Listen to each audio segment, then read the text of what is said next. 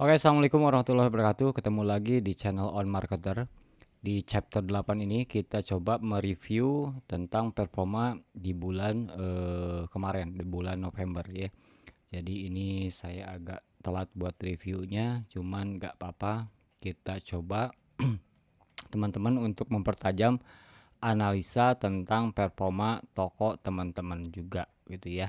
Jadi pembelajaran di sini dimaksudkan untuk melihat performa di bulan sebelumnya, mengacu untuk melakukan strategi di bulan selanjutnya. Nah, ini kan di sini tanggal 4 di sini, berarti sekalian prepare untuk angka kembar ya, angka kembar di 12-12 di angka kembar terakhir di tahun 2023 gitu ya. Kita coba buka tokonya dulu. Kita masuk ke backstore-nya dulu, seller center. Kita masuk ke sini. Kita coba lihat di performa tokonya dulu di sini mana deh. Ini.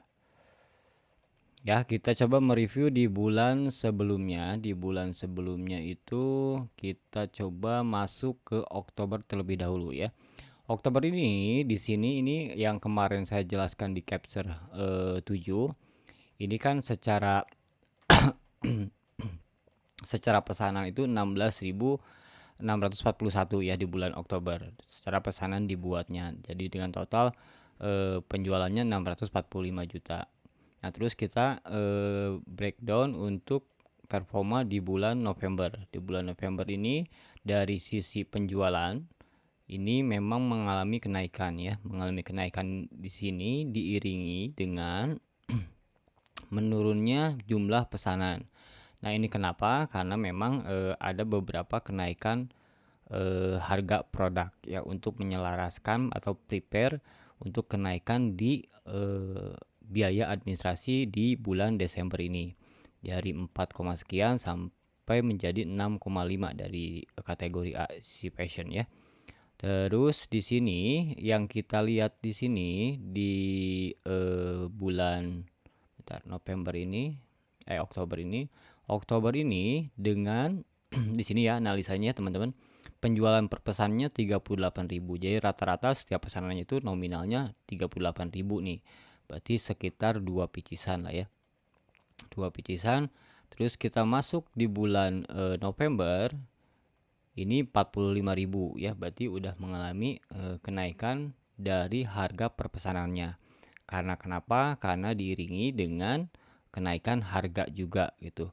Nah, kenaikan harga ini berpengaruh jelas impactnya ke jumlah pesanan. Jumlah pesanan itu tadi 16 ribuan, sekarang 14 ribuan, loss di angka 2 ribuan lah ya, 2 ribuan pesanan. Tapi bisa mempertahankan omset di bulan sebelumnya 640 sekian, sekarang 661 juta sekian gitu ya.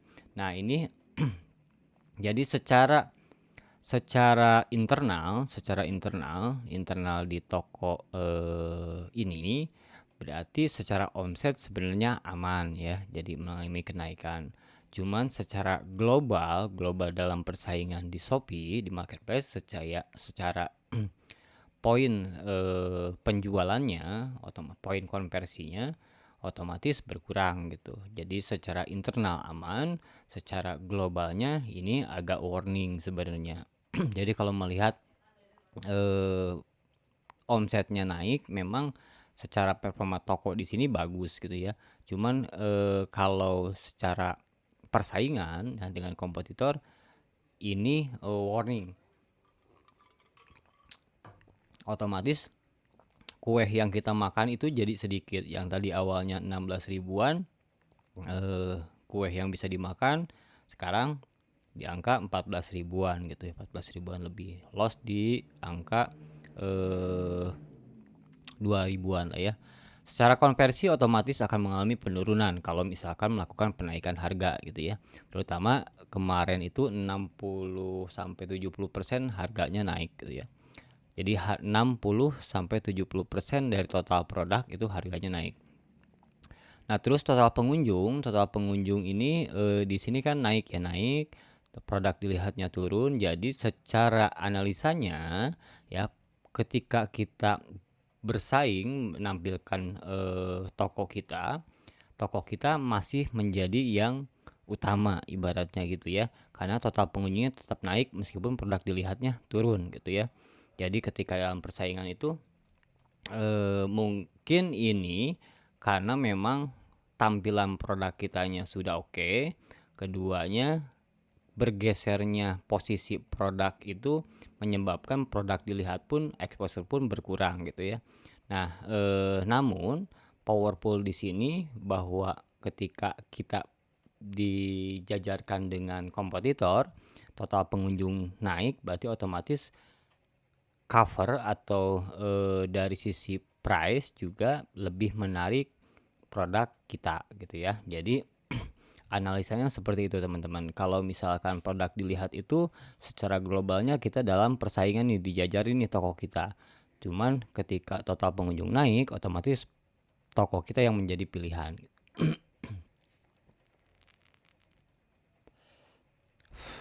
Nah, tingkat konversi kenapa turun? Kenapa turun? Ini udah pasti akan turun ya.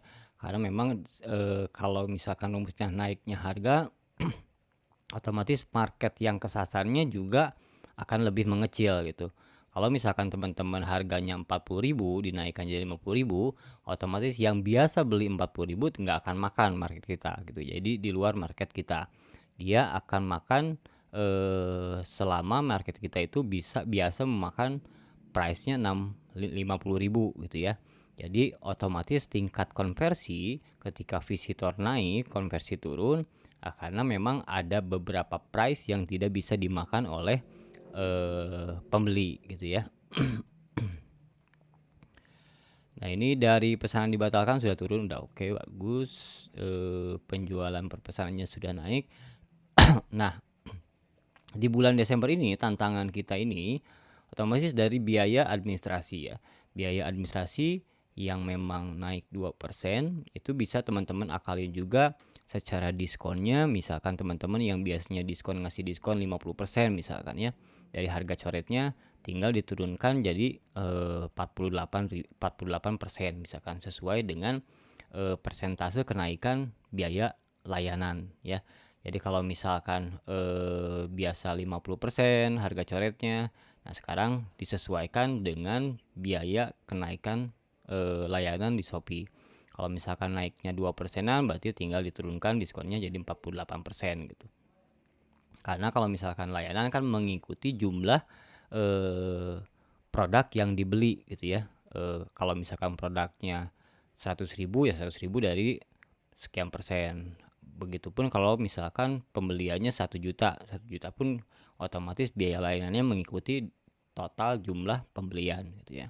Jadi sama kita siasatinya juga secara persentase harga coret, kita ikuti sesuai dengan kenaikan persentase biaya layanan gitu ya. Nah, terus gimana cara saya mempertahankan omset untuk bisa masih stabil di sini ya, teman-teman? Nah, otomatis ada yang dikorbankan, teman-teman. Ketika misalkan teman-teman ingin mempertahankan omset namun harga naik, nah berarti yang kita lakukan itu dari sisi ads harus ada di push gitu ya. Agak di push sehingga total pengunjung juga bisa lebih naik gitu. Nah, ketika total pengunjung naik ya, otomatis konversinya pun ya, meskipun konversinya turun tapi tidak anjlok gitu ya. Karena memang suntikan dari ads-nya itu juga powerful lah ya ibaratnya ya. Nah, terus teman-teman juga bisa memaksimalkan dari sini itu dari data ini teman-teman nih. Dari data ini total pembeli ya, pembeli baru. Nah, ini kan kenapa teman-teman misalkan produk teman-teman pengen update produknya terus baru misalkan ya.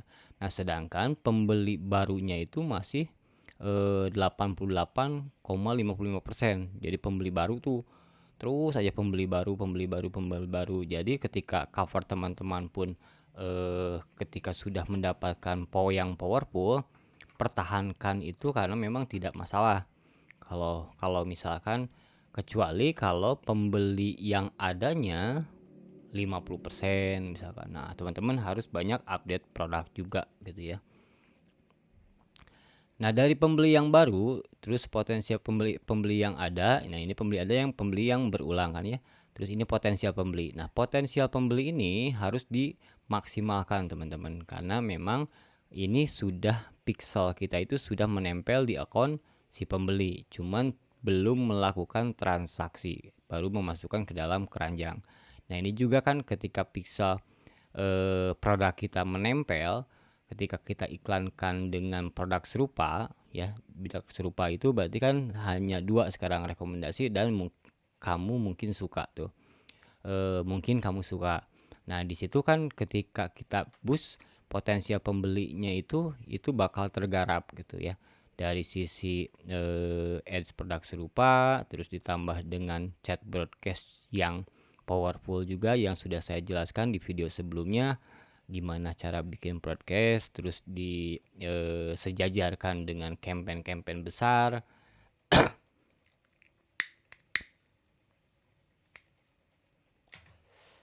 baik campaign Shopee ataupun flash sale Shopee gitu ya. Nah, dari sini teman-teman kita coba analisa datanya di Excelnya. Kita buatkan report penjualannya seperti ini.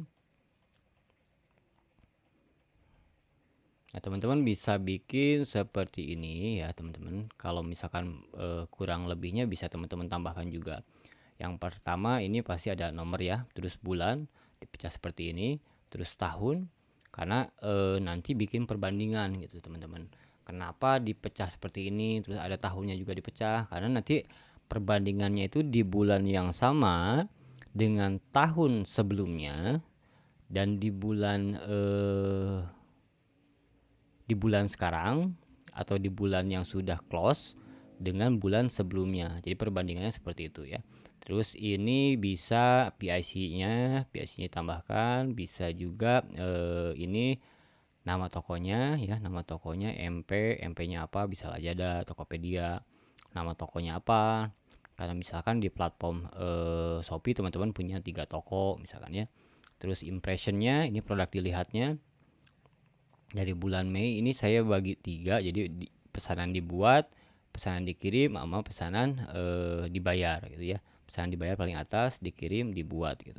Terus kita buat seperti ini ya, dari sisi impression, visitor, terus persentase visit. Nah, ini persentase visit itu menentukan teman-teman.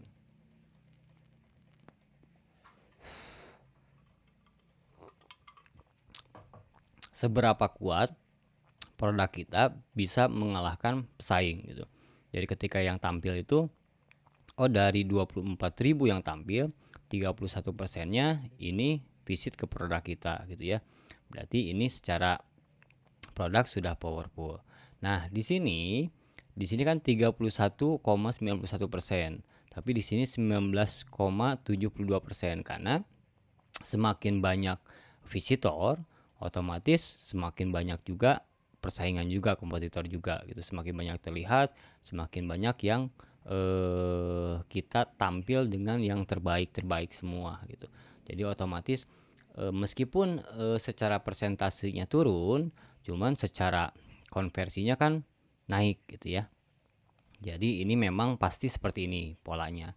Nanti dari sini bisa ketahuan nih teman-teman, kalau misalkan teman-teman bikin produknya ganti-ganti cover misalkan ya, ternyata berpengaruh menurun, otomatis kembalikan ke produk yang semula, ke cover yang semula. Tapi kalau misalkan menjadi lebih baik, otomatis tetap pakai yang terbaru gitu ya. Jadi ganti-ganti cover itu tidak mempengaruhi apapun atau algoritma apapun selama cover yang teman-teman ganti menjadi lebih baik. Nah, gimana caranya melihat indikator cover tersebut menjadi lebih baik? Nah, dari presentasi klik ini ya.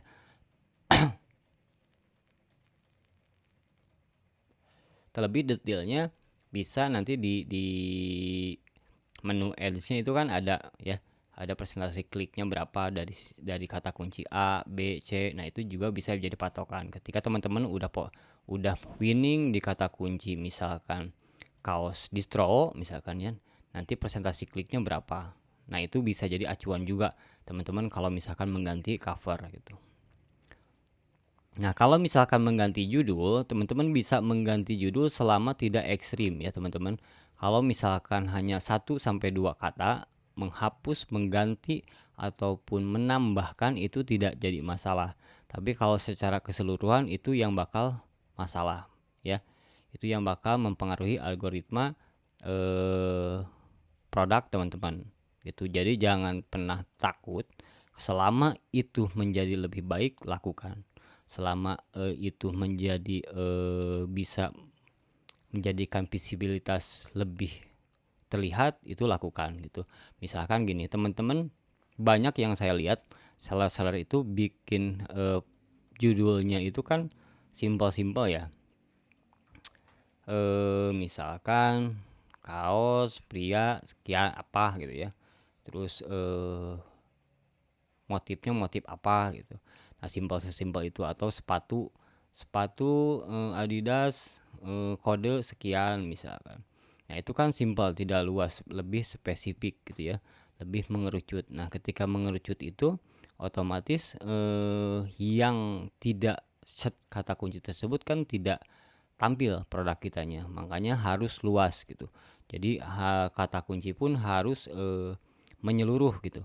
Kalau misalkan gini teman-teman, secara ekstrimnya gini, kalau misalkan teman-teman jualan bawahan ya, terus teman-teman bidding kata kunci atasan, itu masalah apa tidak?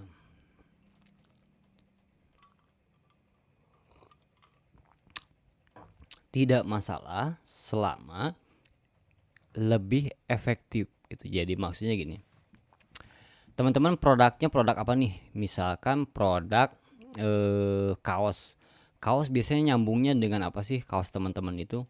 Misalkan kaos teman-teman itu nyambungnya dengan jaket misalkan, bisa juga bidding kata kunci jaket ataupun sebaliknya gitu ya. Jadi coba teman-teman explore lagi untuk masalah ads-nya itu sebenarnya bisa nyambung kemana-mana selama memang mindsetnya teman-teman bahwa ketika saya membeli rokok pasti saya mencari koreknya juga. Nah, itu kan kemungkinannya lebih besar gitu ya. Tapi kalau misalkan saya membeli rokok tapi teman-teman bidding kata kunci handphone, kan itu nggak nyambung banget gitu ya. Nah, seperti itu teman-teman bisa dicoba juga. Cuman hati-hati teman-teman kalau misalkan menggunakan kata kunci yang reach-nya banyak tapi secara konversinya sedikit misalkan, ataupun tidak efektif gitu ya. Nah, makanya harus dipilah-pilah juga. Jadi jangan sampai ketika kita di luar jalur ya, kalau itu kan di luar jalur sebenarnya ya, tapi potensialnya itu masih ada, potensinya juga ada kalau misalkan kita kelola gitu. Nah, terus teman-teman bisa tambahkan juga ini konversinya ya, konversinya berapa pesanannya, terus konversi rate-nya ya teman-teman ya. Dari awal di bulan Mei itu konversi rate-nya buruk banget, terus mulai menanjak terus menanjak stabil di angka 6 ya, stabil di angka 6 secara konversinya. Nah, ini kan bukti bahwa ke teman-teman bahwa ketika membangun toko itu tidak semudah yang ataupun tidak serta-merta seperti yang dijelaskan di teori-teori gitu ya, bahwa konversinya ini yang bagus ini ya. Kalau misalkan memang langsung bagus, semua pun sama pengen ya, semua seller pun sama pengen konversinya langsung 5% gitu ya. Tapi teman-teman ketika membangun toko kan ada trust yang mesti dibangun juga.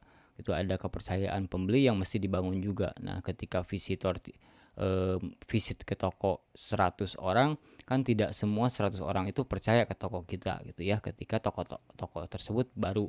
Bahkan misalkan dari 200 yang klik, cuman satu yang pesan. Nah, ini kan dari 1,39% dari 100 yang klik, 1 sampai 2 orang yang pesan gitu. Jadi ketika kita buka toko baru di mall misalkan ya, baru 100 visitor, 100 pengunjung datang ke toko kita nih, ke toko fisik nih, toko fisik, ternyata yang beli itu cuma 2 orang dari 100 orang itu. Nah, seperti itu teman-teman, awal mulanya seperti itu, karena memang trustnya belum terbentuk gitu. Nah, seiringnya berjalannya waktu, banyaknya ulasan, banyaknya misalkan mulut ke mulut gitu ya, kalau misalkan dari toko fisik, nah itu kan menambah dari sisi konversinya juga gitu. Jadi ketika setiap yang datang itu sudah lebih percaya bahwa toko kita itu memang terpercaya. Di sini total unit, di sini nggak saya cantumin karena belum nggak ditarik semua gitu ya. Hanya memang ketika dibutuhkan aja. Jadi ditarik data pesanan selesai aja di sini nih. Terus di sini nominal salesnya ya, nominal salesnya, penjualan per bulannya.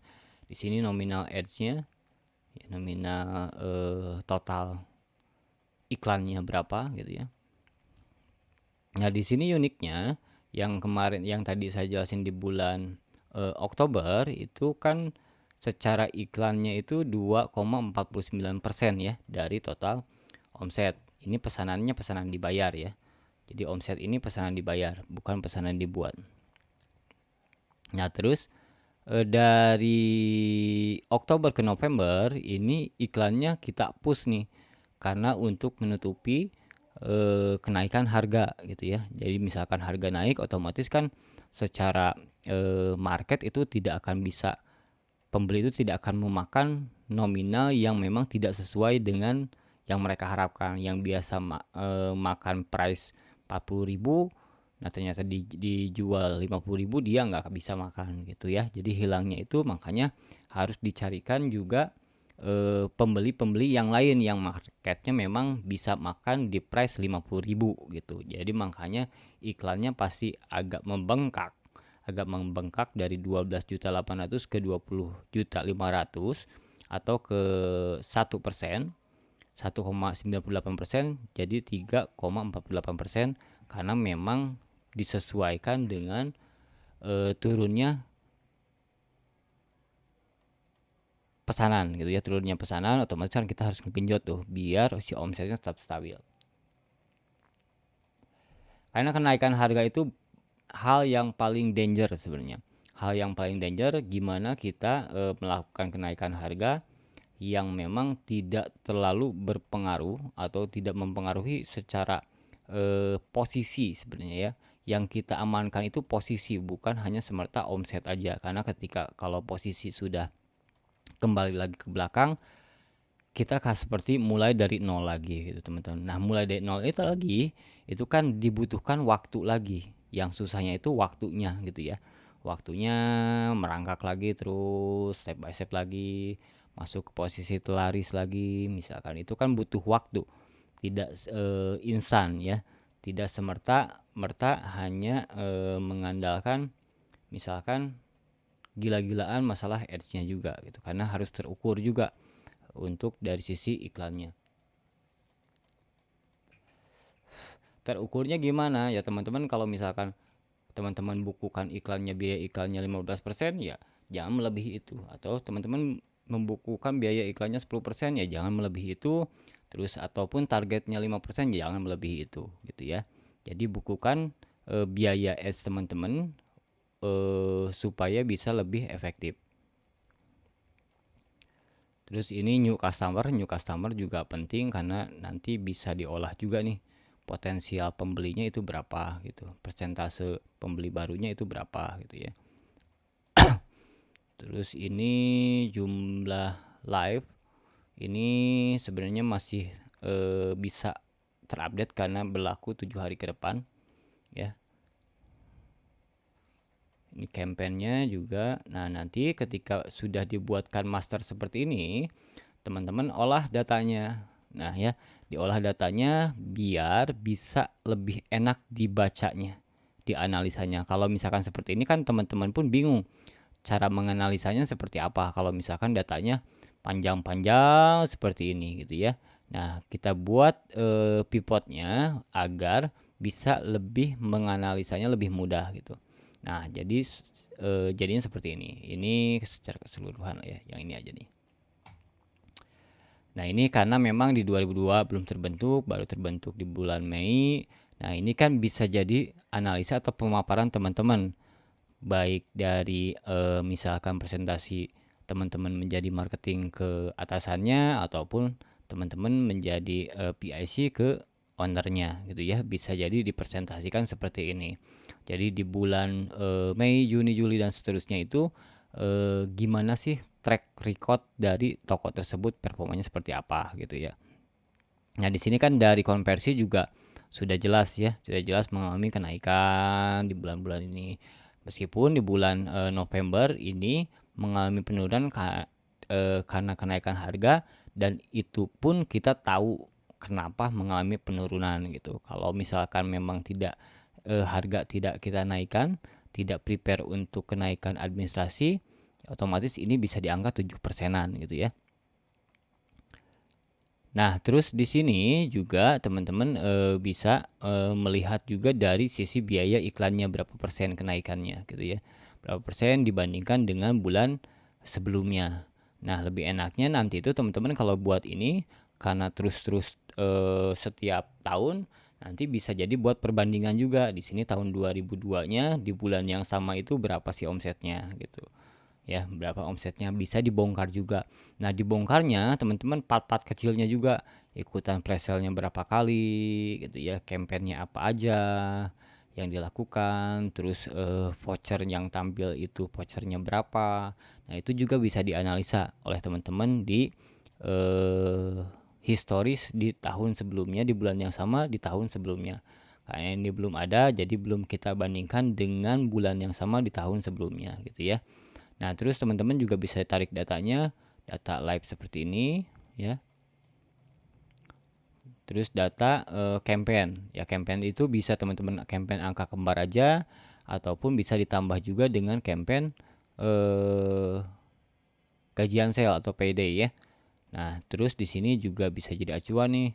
Teman-teman tuh misalkan menang nggak sih dari sisi angka kembarnya gitu ya, growth nggak dari angka kembarnya. Jangan-jangan misalkan dari angka kembar kita anjlok gitu dari bulan sebelumnya gitu ya. Jadi buat acuan teman-teman punya gambaran seperti ini, kita tahu nih di bulan Desember itu kita harus di angka berapa gitu ya, atau kita menargetkan ke teman-teman marketing itu di angka berapa sih cocoknya gitu ya. Kalau misalkan memang teman-teman apa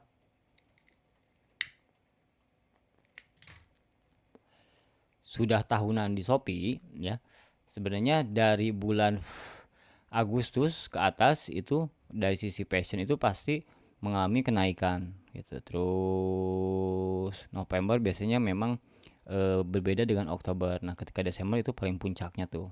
Nah, ketika Januari market fashion itu semua market sih ya, lesu lagi tuh Januari tuh, lesu lagi Januari, Februari lesu. Nah, ngangkat lagi ketika ada momen bulan puasa gitu. Bulan puasa sekarang berarti kan tanggal bulan Maret lah ya, bulan Maret awal. Nah, dari bulan Maret awal berarti teman-teman harus prepare itu di Februari itu stoknya, masalah stoknya. Misalkan stok teman-teman itu taruhlah bulan Februari itu 1000, atau setiap bulan tuh teman-teman menjual 1000 atau 100 ataupun misalkan 50 ya, tergantung di masing-masing toko ya. Buat 5 kali lipat stoknya ya teman-teman, buat 5 kali lipat stoknya, karena bagaimanapun kalau di bulan Ramadan itu dari fashion itu mengalami kenaikannya gila-gilaan sebenarnya. Jadi yang disulitkan itu kehabisan stok biasanya. PR-nya seperti itu. Kebanyakan seller, biasanya kehabisan stok, dan ketika kita mau restock itu agak susah tuh. agak susah karena yang produksi pun sebenarnya ketika produksi gitu ya, misalkan 5 kali lipat produksi gitu, nah itu cepet habisnya tuh ya. Jadi kalaupun misalkan teman-teman overstock di bulan ini, di bulan Desember ini, teman-teman jangan khawatir gitu, jangan khawatir karena memang ada momen bulan puasa itu lebih dekat gitu. Nah, bulan puasa lebih dekat berarti bulan Februari itu biasanya seller-seller itu mulai restock barang tuh, teman-teman. Jadi teman-teman harus prepare juga, stoknya harus diperbanyak. Jadi misalkan reseller teman-teman yang memang biasa belinya 2 lusinan segala macam itu pasti restock tuh. Restock barang tuh biasanya jadi 10 lusin gitu ya buat menghadapi bulan Ramadan. Nah, teman-teman juga harus prepare biar eh, kenaikan dari bulan Ramadan itu bisa teman-teman juga penuhi dengan barangnya juga gitu ya. Jadi marketnya sedang mengalami permintaan yang signifikan, permintaan yang banyak, tapi produknya tidak tersedia kan sayang, nggak dimanfaatkan oleh teman-teman gitu ya. Jadi harus prepare juga, terus prepare juga teman-teman produk-produk yang memang sesuai dengan bulan Ramadan gitu ya. Jadi misalkan dari sisi fashion teman-teman bisa baju koko ataupun misalkan baju muslim, ataupun dari sisi yang lain juga teman-teman bisa upgrade juga, misalkan dibuat hampersnya dan segala macamnya gitu ya, supaya bisa dapat tuh kenaikan berkali-kali lipat omset dari masing-masing toko teman-teman gitu. Nah, setelah menganalisa seperti ini ya, teman-teman bisa dipecahkan juga, teman-teman buat targetnya sih di bulan untuk progres toko ya, dari progres toko dari nol itu teman-teman tuh harus punya indikatornya, indikator kenaikan toko gitu ya. Jadi misalkan jangan sampai gini, tidak ada tujuan gitu ya, tidak ada tujuan untuk bulan sekarang itu harus di omset berapa sih. Nah, kalau teman-teman tidak ada tujuan atau tidak ada ketentuan untuk menetapkan target, otomatis tim teman-teman di bawahnya pun tidak punya tujuan untuk mengejar harus jualan berapa gitu. Terus dibagi per harinya itu harus omsetnya harus berapa gitu ya. Ketika misalkan masih kurang kan teman-teman marketing yang di bawahnya misalkan bisa mengejar di hari libur segala macam gitu ya, untuk melakukan sesuatu yang bisa menaikkan penjualan gitu. Nah, bisa buat indikator seperti ini teman-teman. Jadi visitor per bulannya berapa, chippennya berapa gitu ya. Terus konversinya berapa, targetnya sudah melebihi target atau tidak gitu ya. Terus rating store-nya, presentasi chatnya, konversi per harinya, total review-nya gitu ya, followernya, produk terjualnya, omsetnya, ini pesanan dibayar. Terus dari sisi iklan secara langsungnya berapa persen gitu ya. Terus ini perbandingan iklan secara langsung ya. Terus reviewnya juga. Nah, review juga ini kan dari sisi pelayanan toko itu otomatis algoritma toko itu juga kan berpengaruh gitu ya. Jadi algoritma produk, algoritma tokonya bagus atau tidak gitu ya, itu juga berpengaruh. Kalau di sini kan kita lihat teman-teman, dominasinya memang pasti bintang 5 lah ya, bintang 5. Cuman yang kita perhatikan dari bintang ini nih, bintang ini presentasinya jangan sampai juga misalkan bintang 3 11%, hampir sama dengan bintang 4. Ini kan perbedaannya jauh nih gapnya nih. Sekarang bintang 2, bintang 1 aja 0,46%, meskipun di sininya ada 44 ya, 44, 57. Tapi secara presentasi masih rendah sebenarnya karena dibandingkan dengan totalnya setelah keseluruhan. Nah, ini juga jadi acuan nih, apakah operasional kita berjalan dengan baik atau tidak gitu. Jangan sampai jeblok tuh bintang 1 bintang 2-nya gitu ya. Nah, ini kan harus di-push juga nih. Nggak bisa dipandang sebelah mata juga. Meskipun dari presentasinya kecil 0, sekian bisa berpotensi 1% gitu ya. Secara pesanan itu berarti ada pesanan yang bermasalah sekitar hampir seratusan gitu ya, pesanan bermasalah. Entah misalkan pengirimannya lama atau salah motif, salah size, salah warna dan segala macamnya gitu ya. Harus terus diminimalisir. Nah, ini kan secara datanya data real yang saya tampilkan, bukan data yang manis gitu ya. Tapi data ini bisa teman-teman peroleh juga, bisa teman-teman capai juga. Nah, dari data follower juga nih, dari bulan sebelumnya berapa sih? Teman-teman lihat followernya berapa, terus ketika closing di bulan November itu totalnya berapa, 82, berarti ada kenaikan di bulan November itu 24 ribu menambah follower gitu ya. Nah, ini kan pixelnya itu menempel terus nih, ketika di retargeting dengan iklan produk serupa otomatis kan lebih mengena gitu ya. Nah, itu fungsinya iklan bisa berjalan dengan baik itu seperti itu teman-teman. Jadi kalau misalkan iklan pencarian itu, kalau di Facebook Ad itu kan ada yang konversi, ada yang traffic. Traffic itu lebih condong hanya untuk menggiring visitor aja gitu ya. Selebihnya dia biasanya tidak check out gitu. Nah, kalau misalkan iklan pencarian itu pada dasarnya seperti iklan traffic gitu ya, masih mencakup luas segala macam kemana-mana gitu ya. Terus kalau misalkan retargeting ya, retargeting misalkan teman-teman nih retargeting di Facebook Ad itu, kalau teman-teman sudah ada pembeli misalkan 100 pembeli nih, nah bisa di log alike ya. Jadi misalkan mencarikan pixel yang sama atau kategori habit yang sama dengan orang yang pernah check out di web store teman-teman. Nah, itu seperti itu teman-teman. Jadi logika Facebook Ad ataupun misalkan marketplace sebenarnya sama-sama aja, nggak jauh beda. Cuman kalau misalkan Facebook Ad kan, kalau misalkan sudah punya 100 yang pernah check out, nanti bisa dibuat iklan untuk mencarikan orang yang sama persis dengan orang yang pernah check out. Jadi berarti dia punya historisnya pernah check out juga. Dia historisnya pernah ngeklik produk yang serupa juga. Nah, seperti itu. Nah, itu kan di retargeting. Nah, di sini pun iklan produk serupa tuh retargeting sebenarnya, teman-teman. Jadi kalau misalkan teman-teman iklan produk serupanya, kenapa saya iklan produk serupanya sedikit? Bahkan ketika saya iklan tidak ada, apakah yang jadi pertanyaan, traffic teman-teman itu sudah besar apa belum gitu buat retargeting. Nah, teman-teman, terus teman-teman produk teman-teman itu sudah pernah divisit belum gitu, diklik belum. Misalkan nih ada 10 produk, di sini itu misalkan baju, celana, jaket,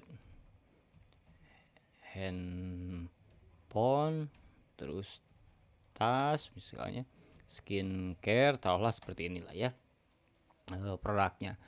Misalkan teman-teman iklan pencarian tuh ini ya, ini ads pencarian. Nah, ads pencarian. Nah, ikan pencarian berarti ini trafficnya itu dari sini nih, yang menyukai baju berarti ya. Ketika dia visit menyukai baju, ada celananya dia check out juga, ataupun ada jaketnya ternyata check out juga. Nah, otomatis ketika dia visit ke produk ya, ke produk ya, visitnya ke produk ya. Jadi ketika ngiklan itu klik tuh dia belum tentu masuk ke toko ya. Terus gimana cara buatnya masuk ke toko, di video sebelumnya sudah saya jelaskan ya, caranya untuk visitor bisa masuk ke dalam toko. Terus di sini ketika dia sudah visit ke produk, dia belum tentu visit ke toko. Berarti yang ini tidak keklik, tidak keklik, tidak keklik, tidak keklik, tidak keklik, dan dia tidak tahu ada produk seperti ini di dalam toko gitu ya. Nah, ketika ini sudah dia check out, otomatis kan ada produk yang serupa yang ditampilkan atau produk lainnya juga. Nah, ada produk lain di toko ini, ada produk pilihan toko di sampingnya. Nah, ini ketika dia melihat, keklik, tapi tidak beli karena sasaran utamanya dia belinya baju misalkan ya. Nah, ini kan berarti sudah ada visitor nih, sudah ada visitor. Ini sudah ada visitor misalkan. Visitor karena akibat iklan ini nih. Ini misalkan ternyata udah ada juga. Nah, ini belum ada nih. Belum ada misalkannya belum ada visitor ke produk tersebut. Nah, terus teman-teman melakukan iklan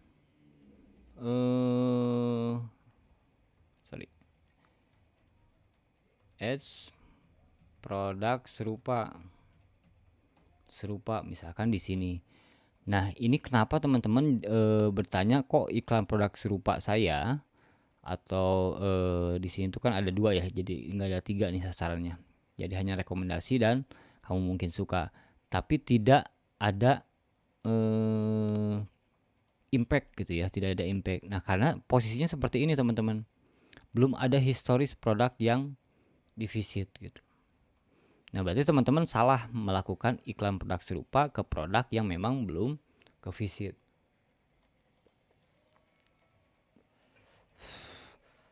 Terus teman-teman, apa yang dilakukan oleh saya ketika melakukan ads misalkan ya.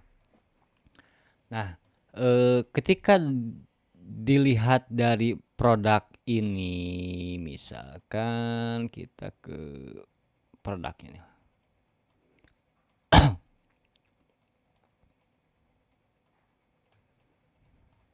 Nah, misalkan kita ke produk ini seperti ini ya. Halaman produk dilihat. Nah, di sini nah ini kan ya. Ini yang dijelasin oleh saya baru kemarin itu, yang baru upload di 2 minggu sebelumnya ya. 2 minggu sebelumnya. Ini kan sudah terlihat tuh. Halaman dilihat 600, dimasukkan ke keranjang juga sudah nih. Ya 125 ya. Terus penjualan, pesanan siap dikirim. Nah, ketika masuk ke list ini ya, berarti kan ini sudah pernah ada historis diklik nih. Ini bisa dibuat iklan produk serupanya. Ini juga bisa dibuat, ini juga bisa dibuat, ini juga bisa dibuat. Dan terus masukkan produk iklan serupa ketika trafiknya sudah terbentuk gitu ya. Nah, kalau misalkan trafiknya belum terbentuk, gimana ya? Iklan pencariannya dulu. Iklan pencariannya dulu yang sudah saya jelaskan juga tuh. Iklan pencariannya hanya fokus di 1 atau 2 produk aja yang diiklankan gitu ya. Nah, itu untuk gerbang trafik. Nah, ketika saya berbicara kemarin masalah untuk produk yang diiklankan supaya bersaing seperti apa. Nah, coba teman-teman harus berpikirnya agak luas gitu ya, agak luas, agak komprehensif. Jangan sampai berpikir hanya satu produk aja. Satu produk, saya produk A, menjual produk A, saya harus untungnya 15.000 gitu ya. Penjual produk B, saya harus untungnya 15.000 juga. C, D, F dan seterusnya harus untung 15.000 gitu ya, teman-teman. Berarti kalau teman-teman berpikirannya harus untung semua, ini dari 10 produk, nah teman-teman kan di bayangan teman-teman ketika laku 10-10-nya otomatis 15.000 kali 10. Jadi 150.000 lah saya dapat profitnya gitu ya. Nah, teman-teman tidak berpikiran nih kalau misalkan teman-teman dapat 10-10-nya itu dan hanya 10 misalkan. Nah, sedangkan yang tampilnya itu baru misalkan 200 tampil, misalkan 200 dilihat misalkan ya. Nah, terus ketika teman-teman mau melakukan melakukan growth toko untuk tokonya supaya growth gitu ya. Nah, teman-teman juga harus mempertimbangkan bahwa kalau misalkan saya membuang produk yang satu, tapi produk B, D, dan C-nya juga bisa terbuang banyak, otomatis bisa menutupi kekurangan produk yang kita buang ini gitu teman-teman ya. Jadi kalau misalkan berpikirnya hanya satu produk ke pembeli langsung, misalkan berpikirnya hanya one by one, tidak berpikir secara keseluruhan, itu teman-teman akan terjebak teman-teman. Akan terjebak dengan keluhan-keluhan, ya saya tidak bisa bersaing, produk saya gimana saya bisa jual kalau misalkan saya beli produknya mahal seperti itu, misalkan gitu ya. Teman-teman reseller kadang-kadang komplain nih misalkan ke produsennya, misalkan kalau kalau harganya segitu ya gimana saya jualnya dong? Gak bisa dong, harganya harus sekian ya. Teman-teman juga kan harus berpikir ada HPP-nya juga, ada biaya kos produksinya juga, ada biaya profit yang memang harus menutupi biaya operasional juga gitu ya. Jadi misalkan kalau produsen melakukan kenaikan harga itu bukan semata-mata ingin menaikkan harga sebenarnya atau ingin menaikkan profit, tapi secara kebutuhannya memang menaik gitu, meningkat gitu ya. Nah, makanya teman-teman harus siasatinya seperti itu. Teman-teman jangan berpikir atau pola pikirnya punya hanya 1:1 gitu ya. Tapi harus dengan keseluruhan 10:1 pembeli gitu. Ya, supaya tidak terjebak teman-teman. Karena teman-teman kalau misalkan berpikir seperti itu, sampai kapanpun teman-teman susah akan melakukan scale up masalah omset gitu ya. Scale up masalah iklannya juga. Jadi lebih lebih gimana ya? Lebih kaku teman-teman. Kalau misalkan teman-teman berpikiran seperti itu. Dan parahnya hampir semua berpikiran seperti itu. Dan parahnya hampir semua business owner itu berpikiran seperti itu gitu ya. Terlebih misalkan memang yang seperti kita home industry gitu ya, yang tidak memang punya struktur apa karyawan yang memang sudah mumpuni gitu ya. Misalkan dari sisi ads-nya ada bagian ads-nya, dari matpromnya ada bagian matpromnya, kan kita tidak seperti itu nih teman-teman. Jadi harus juga teman-teman punya pertimbangan, jangan takut melepas profit dari satu produk ketika bisa menggait profit-profit dari produk-produk yang lain. Nah, ini kan ada data. Data ini fungsinya untuk dibaca oleh teman-teman, untuk dianalisa teman-teman. Jadi kalau misalkan memang jualan kita buta data, nah berarti ketika ada kenaikan kita tidak tahu naiknya karena apa. Ketika ada penurunan pun kita tidak tahu penurunannya karena tidak melakukan apa. Nah, kalau itu kan buta. Kita hanya sedangkan kalau kita berpikiran ya rezeki sudah ada yang ngatur ya. Rezeki sudah ada yang ngatur dan misalkan kita berpikiran ketika rezeki sudah ada yang ngatur, ya udah kita tidak melakukan apa-apa. Padahal kita sebagai rasa syukur kita itu kita diberikan akal, berarti akal kita itu untuk berpikir gimana caranya untuk produk tersebut bisa terjual lebih banyak, gimana caranya untuk produk tersebut bisa terjual lebih banyak, bisa bermanfaat bagi orang banyak juga gitu ya. Jadi di sisi karyawan-karyawan teman-teman gitu. Nah, mungkin seperti itu teman-teman dari sisi performa, terus dari sisi penjelasan masalah performa toko gitu ya, terus cara menganalisanya, terus cara tadi poin-poinnya juga poin-poin tentang iklan juga, logika-logika iklan juga yang saya jelasin sedikit demi sedikit. Nanti dari sambungan menyambungnya secara keseluruhan teman-teman sudah seirama semua gitu ya. Jadi dari yang baru ataupun yang sudah berjalan bisa jadi klop, bisa jadi barengan nih bisanya. Nanti kan bedah data dari masalah iklannya juga kita buat sampelkan gitu. Kita sampelkan. Terus buat komentar-komentar nanti saya jawab di season melawan lupa. Saya jawab semuanya ya, biar lebih ada interaksi gitu ya. Interaksi. Kalau misalkan ada toko yang mau saya review, boleh teman-teman tulis di komentar tokonya ya, toko username-nya aja biar langsung ketemu tokonya. Username toko teman-teman apa gitu ya. Jadi atau link tokonya juga boleh gitu, bisa kita sambil belajar bareng-bareng gitu ya.